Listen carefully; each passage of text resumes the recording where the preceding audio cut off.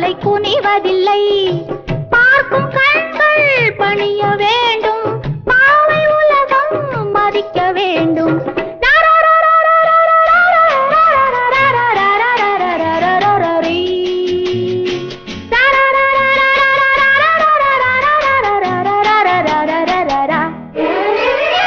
சிட்டுக்குருவிக்கென்ன கட்டுப்பாடு, சென்றலே உனக்கேது சொந்த வீடு.